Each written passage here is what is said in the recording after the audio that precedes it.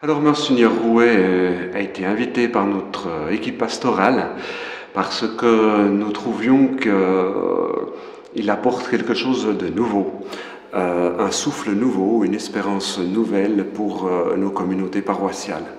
Nous avons réuni ce soir nos membres des conseils de paroisse, membres de CEDOP et veilleurs, et puis nous sommes dans une démarche d'approfondissement, de rapprochement, et puis nous pensions en équipe pastorale que ça serait bon d'avoir quelqu'un qui puisse venir de l'extérieur, apporter son regard autre, et qui nous ouvre à l'espérance, qui nous ouvre à un souffle nouveau, qui nous amène à travailler dans la joie de l'annonce de Jésus-Christ. Le but de cette soirée, la première partie, était de pouvoir se dire « mais qu'est-ce qui est pour moi important au sein de la communauté ?» Par des mots choisis par chacun et chacune des membres présents, ils ont pu aborder les aspects qui leur semblaient importants, qui leur tenaient à cœur, de ce qu'ils vivaient dans chacune de leurs communautés paroissiales. Le but a été après de diminuer ce nombre de mots et d'arriver peut-être à un essentiel, à un idéal, à peut-être un rêve de communauté ou de partage. On arrivait à diminuer le nombre de mots qui définissaient la communauté, et en fonction de cela, Albert a pu relire ce qui était important, judicieux et pertinent pour nos communautés, nos 8 paroisses de l'unité pastorale Sainte-Marie et Sainte-Colombe. Il y a des groupes qui ont rejeté un mot, le groupe d'à côté l'a gardé. Hein. Bon, alors, c'est plutôt des tendances que je vais souligner, mais elles sont très très intéressantes. Or, le mot communauté, vous l'avez instinctivement perçu, mais tout le monde fait ça, comme voisin du mot communion. Alors, ça n'a rien à voir.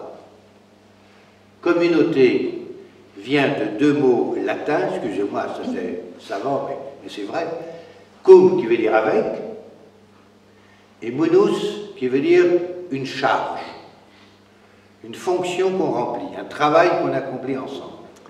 Surtout de pouvoir déjà dans un premier temps de se mettre ensemble, de s'apprivoiser, d'essayer d'effacer des frontières.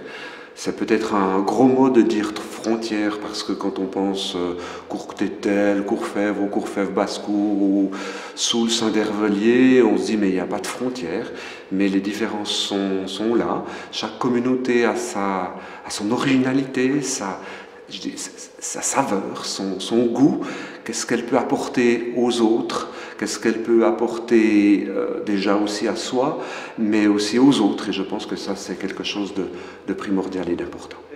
La première attitude, n'est-ce pas, le grain de sel, le sel c'est plein de grains, la première attitude c'est donc de savoir quelle relation on va avoir avec l'autre, et c'est chacun qui doit se mettre à ce moment-là en quête de l'autre.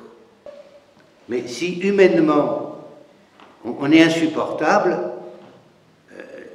ça fera difficile de faire passer l'évangile autrement qu'à coup de canon.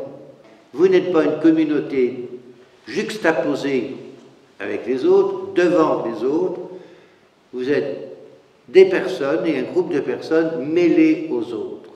C'est donc très très intéressant de partir de sa valeur, de ces tout petits contacts, de ces petites choses. Quand j'étais à Paris, la seule personne chrétienne connue de la rue, c'était une concierge portugaise. Mais elle était tellement souriante, tellement dévouée, que tout le monde savait qu'elle était chrétienne.